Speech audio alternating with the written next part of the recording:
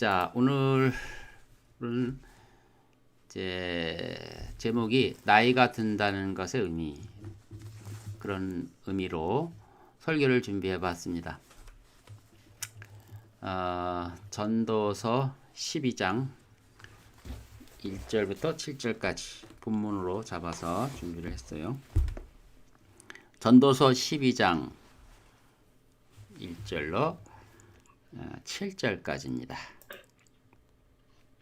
자, 제가 받들어 읽겠습니다. 너는 이제 너의 젊은 날에 곧 재앙의 날이 이르지 않고 나에게는 즐거움이 없다고 말할 때가 가까워 오기 전에 너의 창조주를 기억하라. 해나 빛, 달이나 별들이 어두워지지 않은 때, 비 뒤에 구름이 다시 돌아오지 않은 때 그리하라. 그날에는 집을 지키는 자들이 떨겠고 건장한 남자들이 스스로 굴복할 것이며 그들의 수가 적음으로 맷돌질하는 자들이 그칠 것이라. 또 창문 밖에 보이는 것들이 어두워질 것이며 거리의 문들이 닫혀지겠고 맷돌질 소리가 낮아질 것이요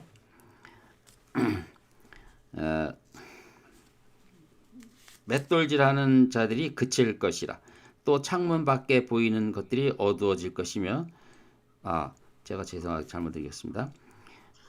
4절 거리의 문들이 닫혀지겠고 맷돌질 소리가 낮아질 것이요 새 소리로 인하여 그가 일어날 것이며 음악하는 모든 딸들이 조용하게 되리라. 또한 그때 그들은 높은 데 있는 것을 두려워하겠고 두려움이 길에 있을 것이며 아몬드 나무가 번성할 것이요 메뚜기도 짐이 되며 욕구도 없어지리니 이는 사람이 자기의 영원한 집으로 가며 애곡하는 사람들이 거리들을 이리저리 다니기 때문이라. 또한 은줄이 풀리고 금그릇이 깨지고 바가지가 우물에서 깨지고 수레바퀴가 저수지에서 깨지리로다.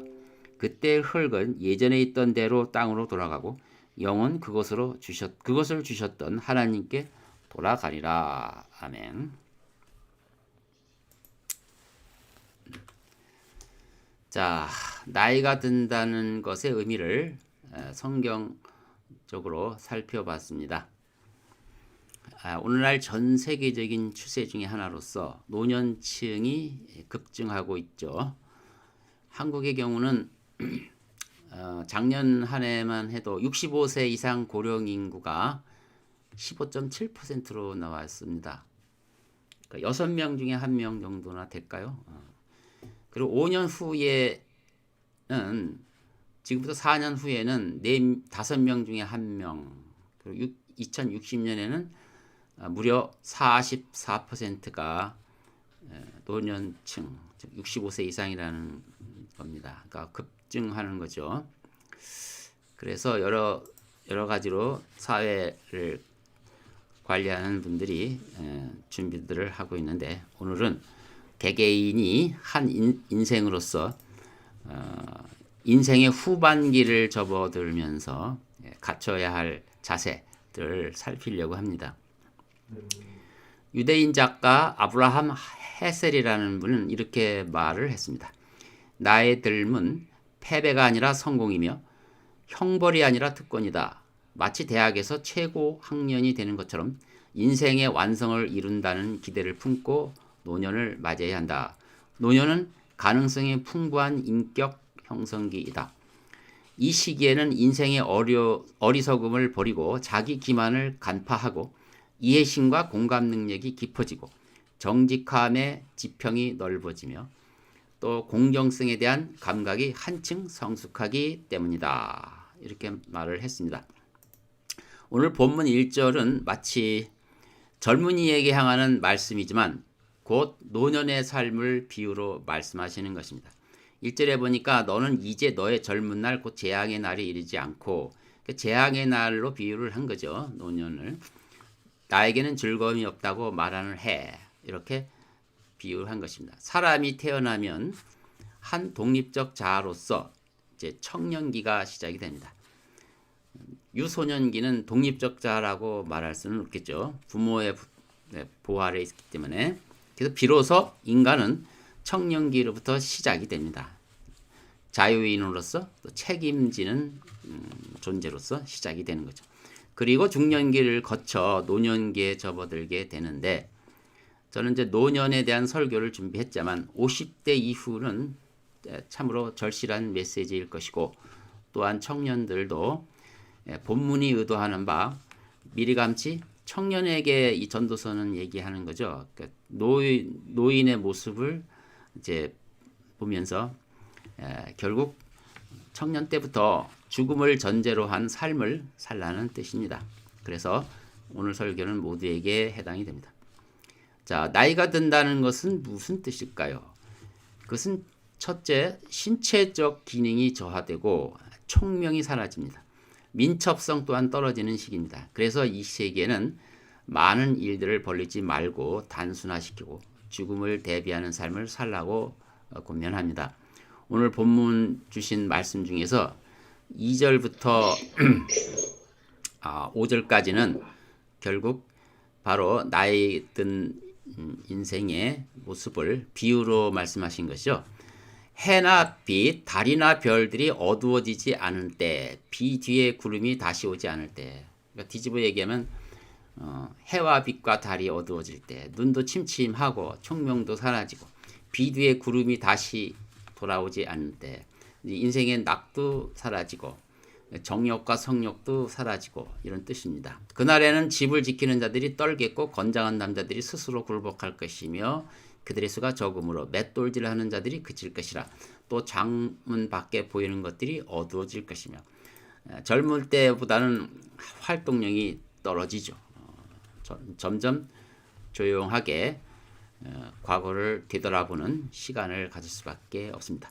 거리의 문들이 닫혀지겠고 맷돌질 소리가 낮아질 것이며 새소리로 인하여 그가 일어날 것이며 음악하는 모든 딸들이 조용하게 되리라. 또한 그때 그들은 높은 데 있는 것을 두려워하겠고 두려움이 길에 있을 것이며 아몬드 나무가 번성할 것이요 메뚜기도 짐이 되며 욕구도 없어지리니 이는 사람이 자기의 영원한 집으로 가며 애곡하는 사람들이 거리들을 이리저리 다니기 때문이라. 그러니까 이제 모든 것을 내려놓고 하나님 만날 준비를 하는 거죠. 죽음이죠. 죽음을 기다리는 것이죠. 이 또한 많은 회한과 상처를 안고 살아가는 시기입니다. 6절을 보겠습니다. 또한 은줄이 풀리고 금그릇이 깨지고 바가지가 우물에서 깨지고 수레바퀴가 저수지에서 깨지리로다. 상처와 후회만 남는 인생. 여기서 제외되는 사람은 거의 없다고 봅니다. 저도 이제 그런 노년기에 들었으니까 그게 참인 줄 알겠어요. 그 전까지는 나는 그래도 잘 살 거야 이렇게 얘기를 하겠죠. 근데 하나님의 말씀은 어김없습니다. 그러니까 이런 상처투성이의 인생은 모든 이가 다 겪습니다. 뭔가 한 부분에 금이 갔거나 흠집이 난 도자기 같은 것이 우리 인생의 후반기의 인생이다.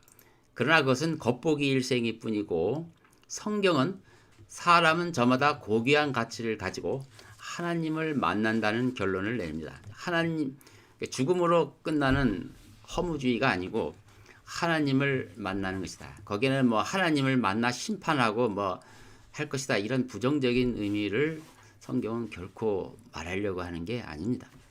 결국 희망을 가지라는 거죠. 하나님을 만나는 인생이니까 희망을 가지라는 뜻입니다. 그러므로 노년의 삶 속에서 영적 가치는 더욱 빛나는 것입니다. 다만 죽는 것이 아니고 모든 것이 끝나는 것이 아니고 하나님을 만나는 것이기 때문에 부모를 만나는 거거든요. 하나님을 만난다는 건 내가 그리운 고향에서 부모를 이제 만난다는 뜻이거든. 그래서 그런 의미인 것입니다. 7절 그때의 흙은 예전에 있던 대로 땅으로 돌아가고 영은 그것을 주셨던 하나님께로 돌아가리라. 우리 하나님께로 다시 돌아가는 것입니다. 마타 엘 메스킨이라는 성경학자는 이렇게 이야기합니다. 그래서 인생은 천국으로 향하는 유일한 길이다. 또 유진 비안키라는 분은 나이 든다는 것은 생물학적 과정보다 영적 과정으로서 더 중요하다. 자, 그러면 나이가 들면 사람들은 어떻게 변할까요? 사람마다 개성이 다르듯이 인생의 깊이와 넓이만큼 달라질 것입니다. 얼만큼 죽음을 잘 준비했느냐에 따라서 달라질 것이죠. 누군가가 또 이렇게 말합니다. 단두대로 가는 길에 서면 정신이 매우 맑아진다는 말이 있습니다. 어떻게 보면 매우 해학적인 말로 노년기를 얘기를 한 것 같은데 점점 죽음에 대해서 실감을 하며 정신이 맑아진다는 거죠. 그러니까 정신을 차리고 자기 성찰에 귀를 기울인다는 뜻입니다. 노년기가 되면요, 의약품 상자에 작은 병들이 쌓여 갑니다. 또 오후에는 잠을 자주 자게 됩니다. 또 관절이 시려오고 더 이상 밤에 운전하면 안 되겠다는 생각이 듭니다. 정장을 잘 빼입었는데 보니까 짝재기를 입고 있음을 발견하게 되죠.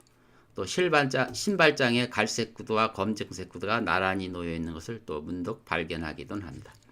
그리고 사람들이 말하는 말귀를 또 잘 알아듣지 못합니다.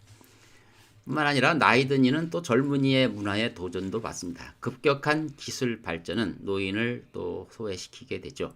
날이 갈수록 기동성과 에너지는 줄어들고 또 제도화된 은퇴는 계속 여가와 게으름에 빠지게 만듭니다. 수많은 실수들과 남겨진 상처로 인해서 자존감에 대한 근본적인 도전으로 또 이어집니다. 그러나 나이가 들면 하나님을 만나는 일에 집중하는 시기인 것입니다. 야곱도 험한 세월을 마감하면서 죽음을 준비하는 일을 했습니다. 요셉으로 인해 17년을 이집트에 살았습니다. 죽음이 다가오자 야곱은 요셉에게 맹세하도록 했습니다. 내가 죽으면 이집트에 장사하지 말고 부모의 장제에 묻어달라고 이렇게 부탁을 하는 것입니다. 봅시다.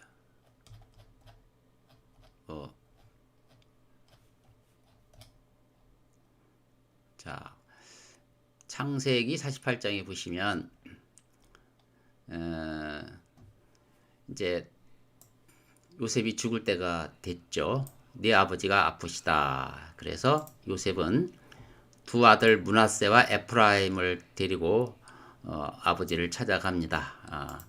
요셉이 왔다고 하니까 야곱이 이제 침상에서 겨우 일어나서 축복을 하죠. 축복은 뭐 하나님의 언약을 다시 반복하면서 축복을 합니다.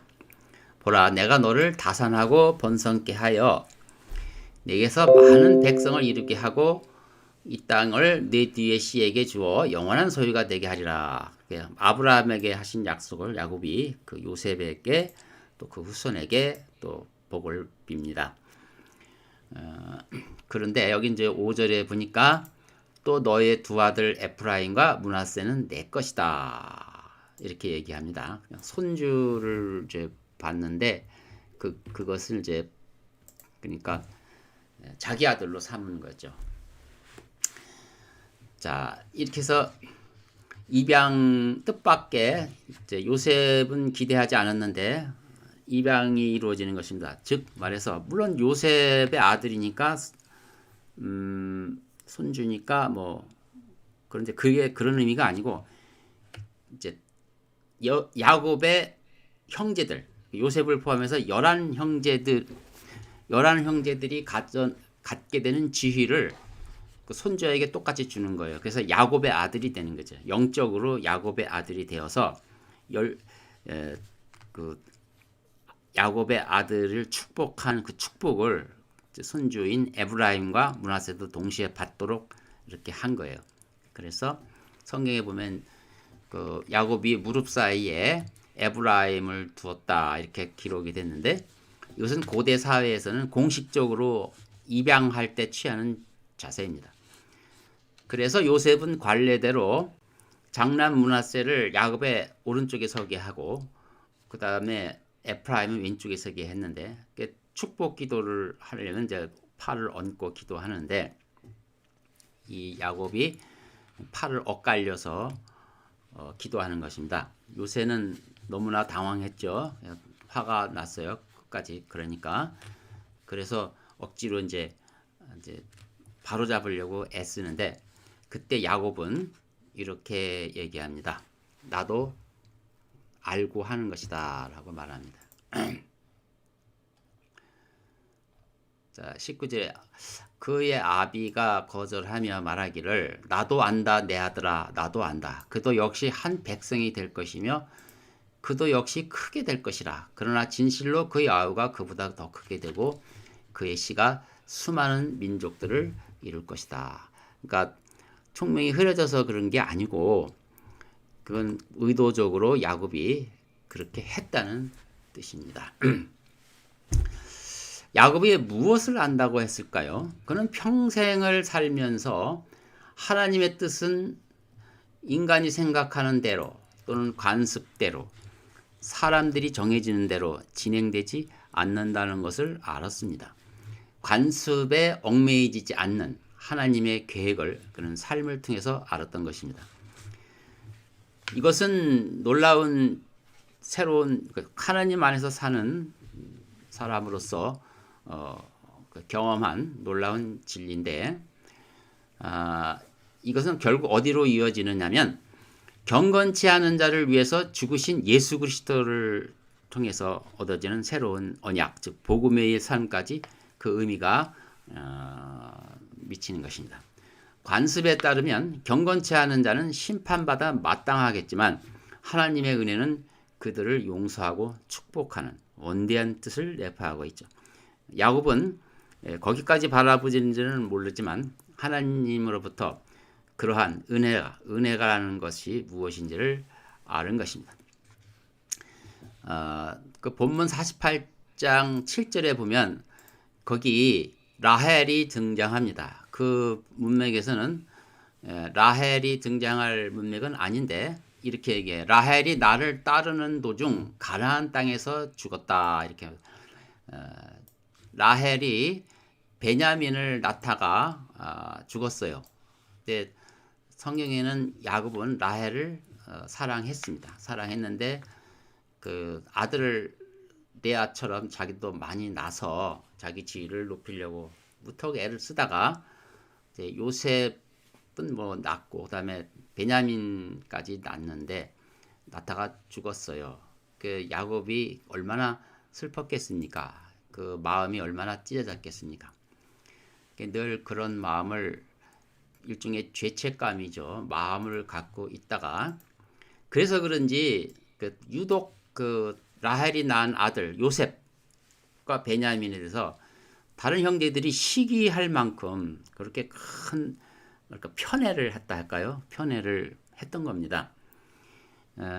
그래서 이제 죽을 날이 다가왔는데 요셉을 보고 손주들을 보니까 에프라임을 이제 아들로 입양한 것입니다.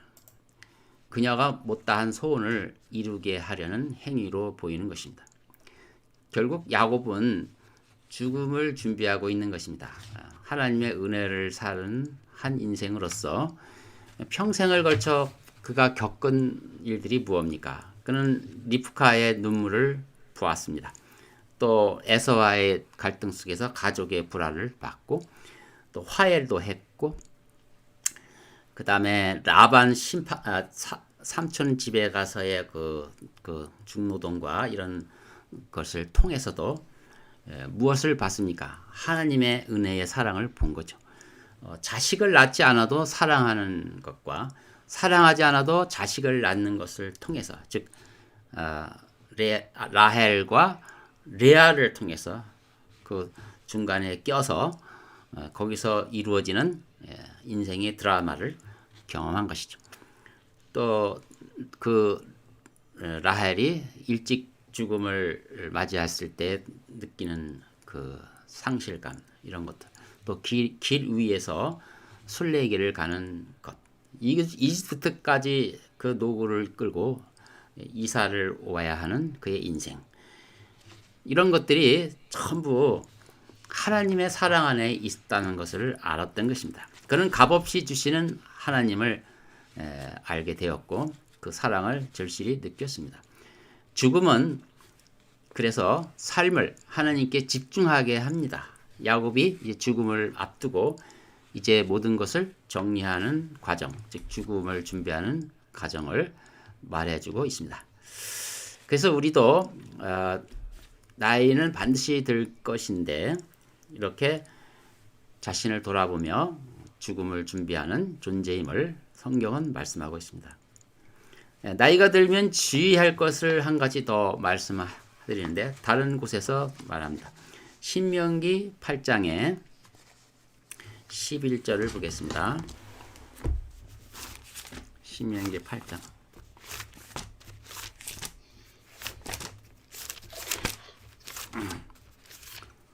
모세가 이제 쭉 중에 설교하는 거죠.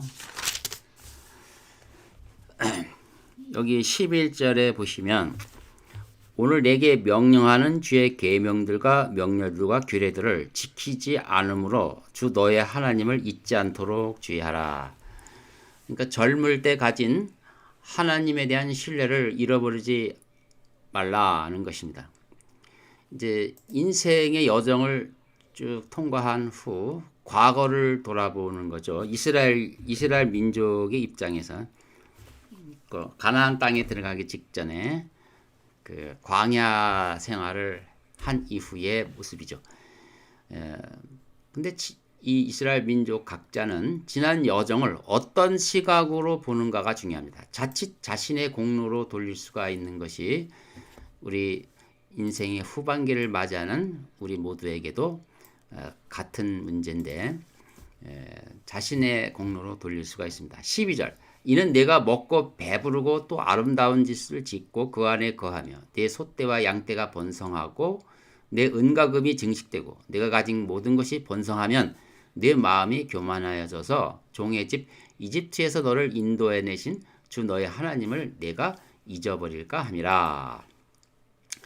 누구나 자신이 걸어온 길이 감당할 수 없을 만큼 힘든 여정이라고들 고백합니다.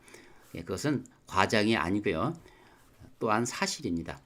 그런데 이 모든 험난한 여정은 하나님께서 인도하셨다는 사실이죠. 특별히 15절을 볼까요? 주께서는 너로 크고 두려운 광야를 지나도록 인도하셨고 그것은 불뱀들과 전갈들과 가뭄이 있고 물이 없는 곳인데 또 부싯돌 바위에서 너에게 물을 내셨으며 그러니까 분명히 험난한 여정은 하나님이 인도하셨다는 것 아닙니까? 근데 그 의도가 분명히 나옵니다. 그것은 고난 속에서 하나님의 은혜를 드러내시기 위한 하나님의 연출이었다. 이것을 놓치면 우리가 인생의 후반기에서 자신의 삶을 잘못 평가하게 됩니다. 16절 주께서는 광야에서 네 조상이 알지 못하는 만나로 너를 먹이셨으니 이는 주께서 너를 겸손하게 하시고 시험하시어 종국에 가서는 너로 선을 행하게 하심이며 또 내가 내 마음에 말하기를 내 능력과 내 손의 힘이 내게 이 재물을 가져노라 하지 못하게 하려는 것이라. 오직 너는 주 너의 하나님을 기억할지니 이는 그분께서 내게 재물을 얻을 능력을 주시어 내 조상에게 맹세하신 그의 언약을 오늘과 같이 이루어지게 하심이라. 만일 내가 주 너의 하나님을 완전히 잊어버리고 다른 신들을 따르며 그들을 섬기고 그들에게 경배하면 내가 오늘 너에게 대하여 증거하노니 너희는 반드시 멸망하리라. 그러니까 성공한 사람 또 인생을 마감하는 사람들이 가장 경계해야 할 것은 교만한 마음이라는 것입니다. 그것은 삶의 영광을 자기에게 돌리는 행위입니다. 즉 고생 끝에 얻은 부와 명예에 대하여 자신을 자랑한 것을 주의하라는 말씀입니다. 놀랍게도 그 고생은 하나님께서 계획을 가지고 이끄셨다는 사실을 환기시키고 있습니다. 이스라엘은 가나안 땅에 들어간 이후 급속도로 부패했습니다. 왜 부패했을까요? 모든 길이 하나님의 주권 아래 이루어졌음에도 불구하고 자신들이 이루어낸 결과로 생각을 했기 때문인 것입니다. 그는 결국 하나님을 버렸고 우상이 그들의 마음을 지배했습니다. 그래서 하나님은 다시 그들을 우상의 나라 노예로 보낸 것입니다. 이 한 번뿐인 인생을 그런 식으로 망쳐서는 안 된다는 경고이기도 합니다. 후반기에는 우리 인생의 후반기에는 교만하지 않기 위해서 자신을 성찰하는 데 많은 시간을 써야 합니다. 하나님께서 고난으로 이끄신 목적은 결국 선을 행하게 하심입니다. 자신을 돌아보고 내적인 모습을 살피는 것이 하나님이 보시기에 선한 행동이라는 것이죠. 뭐 구체적으로 선한 일을 구제도 많이 하고 눈에 보이는 이런 성과를 말하는 것이 아니고 내적인 모습, 자기 성찰이 그 하나님 보시기에 아주 선한 행동입니다. 그러므로 나이가 들면 과거에 매이지 말고 하나님 앞에서 서기 위한 영성 훈련에 더욱 집중해야 합니다. 그래서 이런 새로운 도전을 직면하게 되는 거죠. 많은 질문에 내적인 질문에 도전받게 됩니다. 그래서 이러한 때를 잘 통과하는 것이 우리가 나이가 들어서 해야 할 일인 것입니다. 또 성경은 영성의 그 깊이를 더하라고 말씀하십니다. 그 영성이라 하는 것은 스피리얼리티인데 모든 영성은 하나님께서 우리를 먼저 사랑하신다는 그 근본적인 사실을 깨닫는 데서 비롯됩니다. 영성이 뭐 어떤 지식과 깨달음, 자체 명상이나 이런 걸 통해서 그런 따위의 얘기가 아니라 하나님께서 야곱처럼 그런 삶 속에서 나를 사랑하셨다는 그 사랑을 깨닫는 것입니다.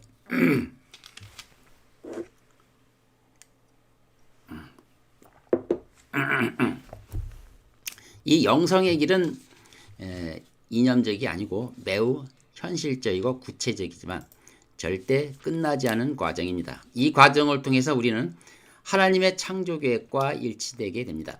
영성을 현실과 동떨어진 초월적인 세계에 대한 감각으로 오해하면 안 되는 것이죠. 영성은 인생에서 우리를 바라시는 하나님에 대한 우리의 반응입니다. 하나님이 무한 시공을 넘어와서 우리의 문을 두드리시는 것입니다. 그분 입장에서는 거지처럼 오신 것입니다. 그렇지 않으면 우리가 감당할 수 없기 때문입니다. 마치 사랑을 구걸하는 것처럼 또 오해를 삽니다. 하나님의 하나밖에 없는 아들을 말구유에 태어나게 하심은 바로 하나님께서 얼마나 인간들을 사랑하셔서 자신을 낮추었는지 단적으로 나타나는 증거입니다. 하나님은 우리가 응답하지 않으면 계속 두드리실 것입니다.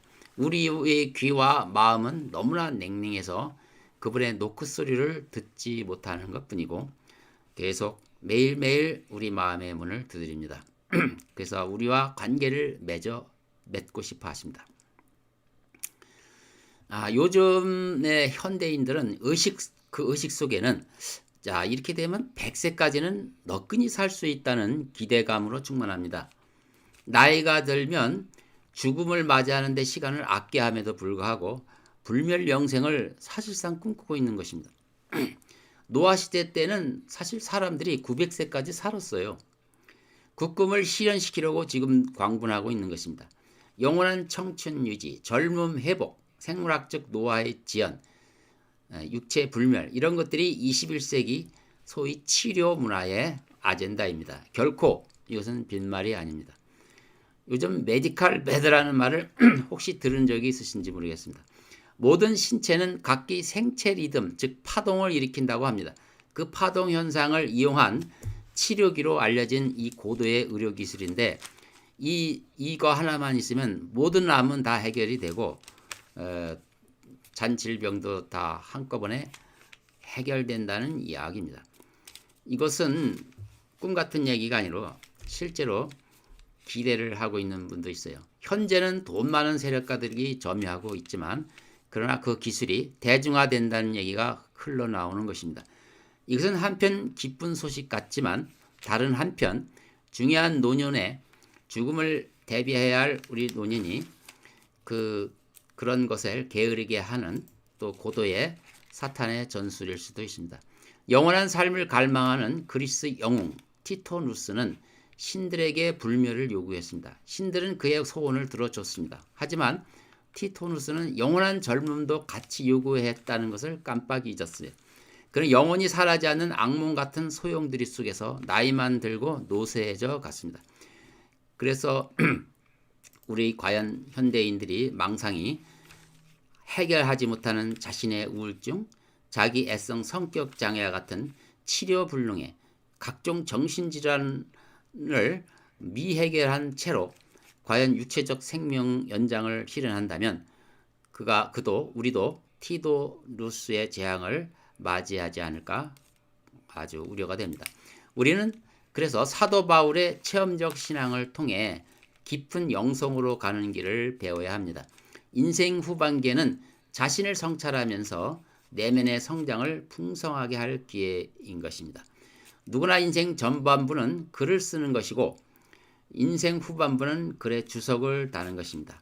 이래 바울도 자신의 고된 사역을 통해서 영성 훈련을 어떻게 받았는지를 고백했던 것입니다. 자, 고린도후서 4장 7절 보시겠습니다. 고린도후서 4장 7절 그러나 우리가 그 보물을 질그릇에 가졌으니 이는 그 능력의 탁월하심이 하나님께 있는 것이지 우리에게 있는 것이 아님이라. 이 사실을 그는 사역을 통해서 배웠다는 뜻이죠. 우리가 사면에서 고난을 당하여도 괴로워하지 아니하며 당혹스러운 일을 당하여도 절망하지 아니하며 박해를 받아도 절망하지 아니하며 사면에서 고난을 당했는데 왜 괴로움이 왜 없겠습니까? 당혹스러운 일을 당했는데 왜 절망스럽지 않겠어요? 박해를 받았는데 그건 버림받은 것이죠. 내던져지고. 그런데 그렇지 않다고 고백하네요. 항상 주 예수의 죽으심을 몸에 지니고 다님은 예수의 생명이 또한 우리 몸에 나타나게 하려 함이라. 이것은 마치 아까 맨 처음에 우리가 살펴봤던 신명기 8장의 그것과 같은 짝을 이루는 말씀입니다. 하나님께서 왜 이스라엘 백성을 광야로 이끄셨는지를 깨닫는 거죠. 바울이 고린도후서에서 그 얘기를 하는 것이나 모세가 신명기 8장에서 하는 얘기나 같은 진리인 것입니다. 자, 11절을 봅시다. 살아있는 우리가 항상 예수를 위하여 죽음에 넘겨지는 것은 예수의 생명도 우리의 죽을 육신에 나타내게 하는 것이라. 그러므로 죽음은 우리 안에서 역사하나 생명은 너희 안에서 역사하느니라. 똑같은 믿음의 영을 가졌기에 기록된 바와 같이 내가 믿었으므로 말하노라 하였으니 우리도 역시 믿음으로 말하노라. 14절 주 예수를 살리신 그분께서 예수를 통하여 우리도 살리시며 또 우리를 너희와 함께 나타내시라는 것을 아노니 즉 생명이 새로운 가운데 살도록 부활의 예수의 죽으심과 부활을 몸에 지니고 살도록 하셨다는 뜻입니다. 어려운 말 같지만요. 그러니까 자기 자아를 뭐랄까요? 십자가 앞에서 깨트리는 거죠. 자신을 죽이고 예수로 다시 사는 거죠. 이는 15절 이는 모든 것이 너희를 위함은 많은 사람의 감사로 인하여 풍성한 은혜가 하나님의 영광에 넘치게 하려는 것이라. 이런 까닭에 우리가 낙심하지 아니하노라. 오히려 우리의 겉사람이 썩어질지라도 우리의 속사람은 날마다 세워지라니. 인생의 후반기를 가면서 사람들이 자꾸 낙심을 하는 경우가 많습니다. 성경은 낙심할 일이 절대로 아니라고 말하는 것이죠. 노년에 추구해야 할 깊은 영성은 속사람을 날마다 새롭게 하는 것입니다. 17절 이는 우리가 잠시 받는 가벼운 환난이 우리를 위하여 훨씬 뛰어난 영원한 영광의 비중을 이뤄가기 때문이라. 근데 바울은요 잠시 받는 가벼운 환난이라고 말했어요. 제가 살펴보니까 바울은 결코 그 환난이 가벼운 것이 아니었어요. 솔직히 말해서 저도 바울같이 살려면 저는 자신이 없어요. 다 도망갈 겁니다. 대마가 세상을 사랑해서 도망갔다 했는데 저도 거기에 껴일 겁니다. 잠시 받는 가벼운 환난이요. 바울이 겪는 환난은 인간이 감당할 수 없는 환난이었습니다. 근데 왜 그가 그런 말을 할까요? 이것은 허세도 아니고 과장으로 말하는 것이 아닙니다. 그의 깊은 영성 훈련을 잘 감당했다는 뜻이고 영성 훈련을 자기의 성찰, 하나님을 집중하고 하나님 왜 이러십니까 나한테 이런 물음, 이런 도전에 대한 응답 이렇게 해서 거기서 답을 얻었기 때문에 그런 말을 한 거죠. 그래서 솔직하게 그렇게 고백한 거예요. 18절에 보니까 우리가 바라보는 것은 보이는 것들이 아니요 보이지 않는 것들이라. 이는 보이는 것들은 잠깐뿐이지만 보이지 않는 것들은 영원하기 때문이라. 중년 후반의 전환기는요, 우리에게 위기의 때입니다. 우리의 옛 자아와 인생 전반기의 결실이 죽어버리고 우리 안에 또 새로운 남자, 또 새로운 여자가 해방되는 시기인 것입니다. 이 단계에서 전혀 준비되지 않는 상태에서 후반기에 발을 들여놓는 것입니다. 전반기는 유소년 시기에 가정으로부터 또 학교로부터 충분한 준비를 하고 맞이합니다. 그러나 후반기는 배워야 할 학교 프로그램이 없어요. 그러므로 삶을 겸허한 자세로 재조명해야 합니다. 내가 살아온 길이 훌륭한 학교입니다. 앞을 내다보는 대신 뒤를 돌아보는 것입니다. 거기서 좋은 지혜를 얻는 것이란 그렇게 쉬운 것은 아닙니다.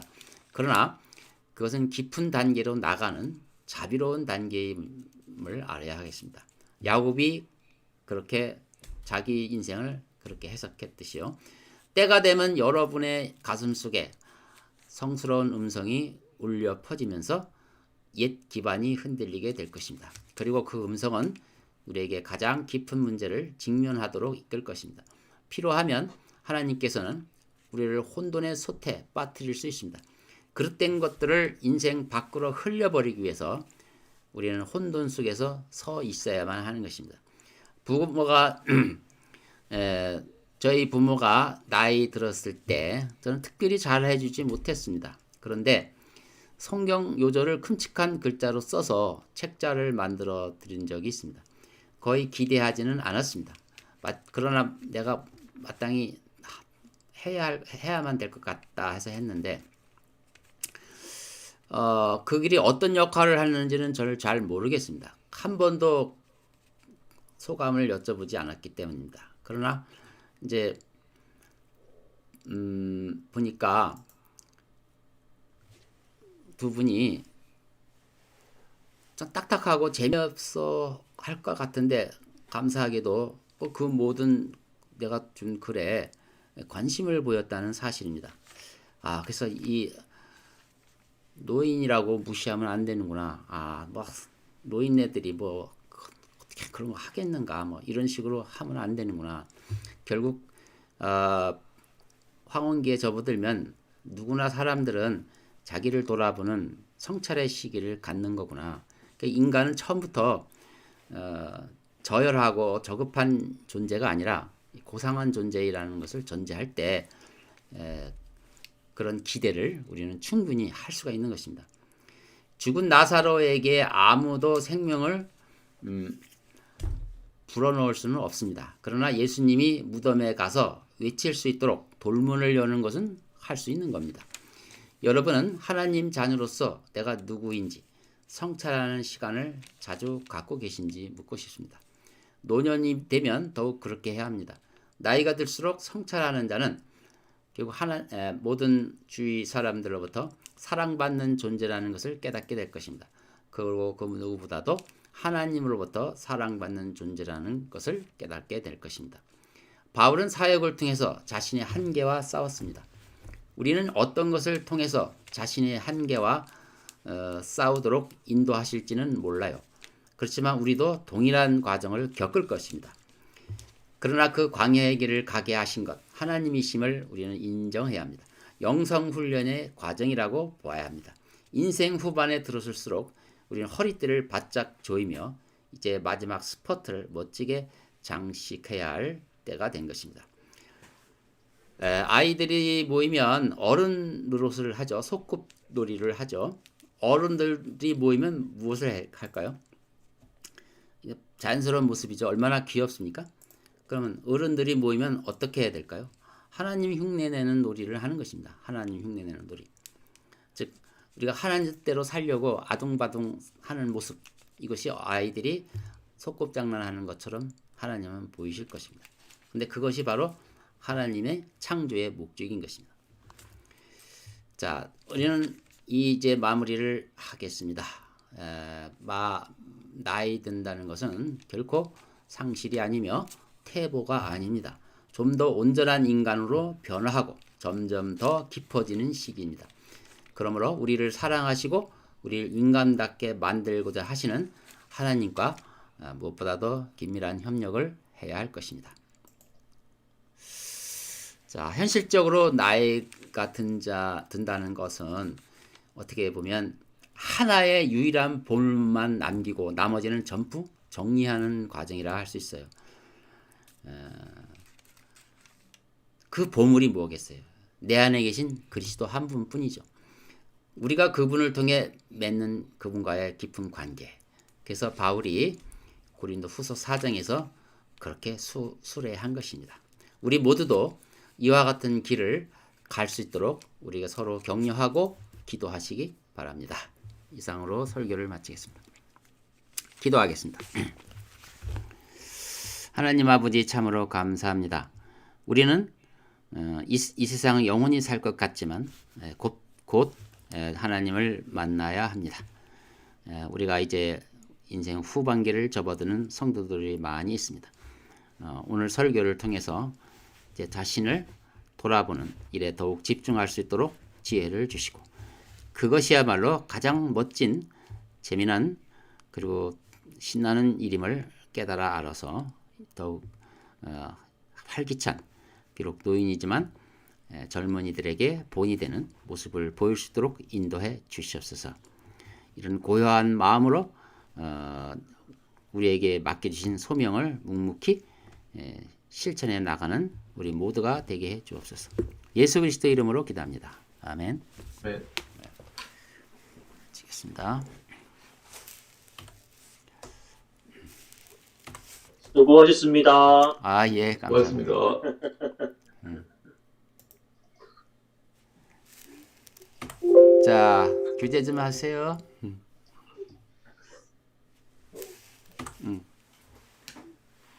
대봉아, 인사할까?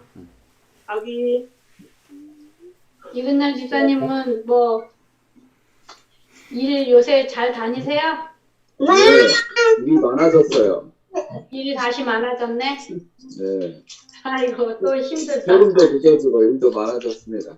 아 그렇구나. 없어도 걱정 있어도 걱정. 인사하자. 아 정한 안녕. 안녕하세요. 안녕, 아이 이뻐.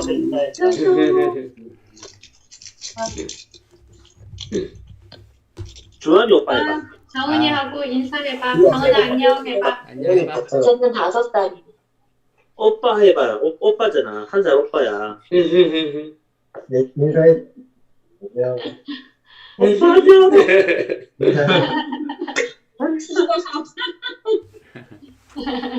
정은이 아기 때 봤잖아. 오빠는 안녕하잖아. 서로 사인이 안 맞네. 친하지 않아서. 자주 만나야 친해지지. 재훈이 형제 뭐 할 얘기 있으면 하세요. 재훈 형제. 네. 요새 또 생각한 게 있습니다. 아, 비트코인? 아, 비트코인은 아니고,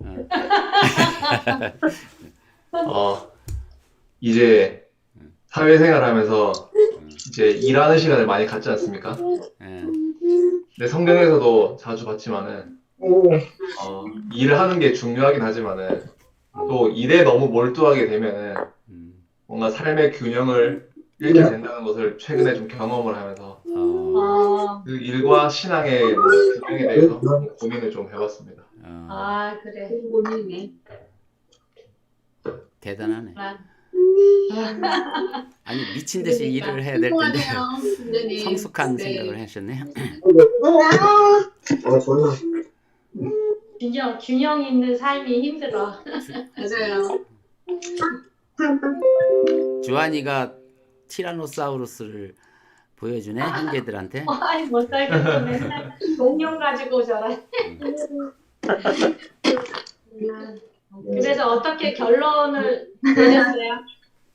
결론을 내린 거는 이런 이제 고민을 하게 된 계기가 최근에 이제 뭐 이런 말 하기는 좀 우습긴 하지만은 너무 일이 잘 되니까 너무 이제 머리도 잘 돌아가고 일이 잘 되니까 일을 더 많이 하게 됐습니다. 근데 그러다가 이제 너무 잘 돼서 이제 신앙적인 생각은 좀 줄어들고 다른 생각이 많아졌는데 그러다가 최근에 약간 건강에 문제가 생겼습니다.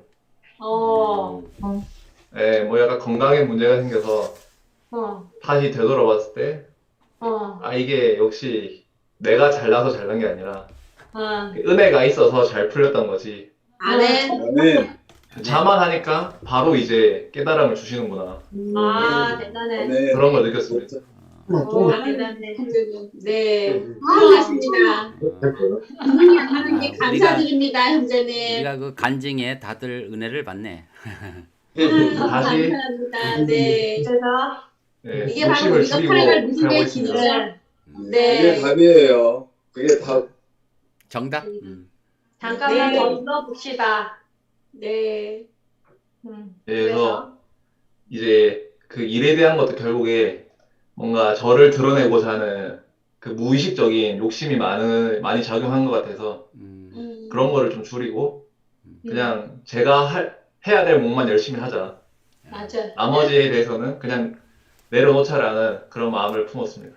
그 그래요. 최재현 형제는 내가 잘 아는데 좀 일의 욕심이 좀 있었어 옛날에도. 그래서 네, 그 유혹이 많은 거 이해를 해요.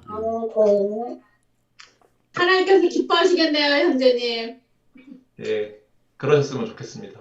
아니, 정말요. 아니요. 제가 봐도 그래요. 하나님, 사랑하시는, 많이 사랑하시고, 하나님을 바라보는 믿음이 더 많이 성장하시는 또 계기가 되실 것 같아요, 그걸로. 그렇습니다. 그래서 한번 이제 음. 좀 여쭤보고 싶은 게 네. 제가 잘 모르지만은 저기 박기웅 형제님이 현재 사회생활을 열심히 하고 계신 것 같아서 그런 부분에 대해서 어떤 식으로 타협하면서 계시고 지내는지 좀 어려운 질문인데. 박기은.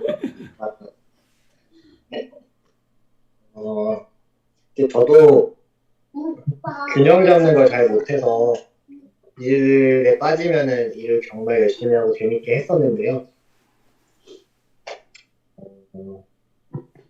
그냥 균형은 저절로 맞춰지는 것 같아요. 내가 하다가 힘에 부치면은 뭐 몸이 아픈다던가 아니면 마음이 좀 그 번아웃이라고 하잖아요. 네. 번아웃에 자주 걸렸었어요.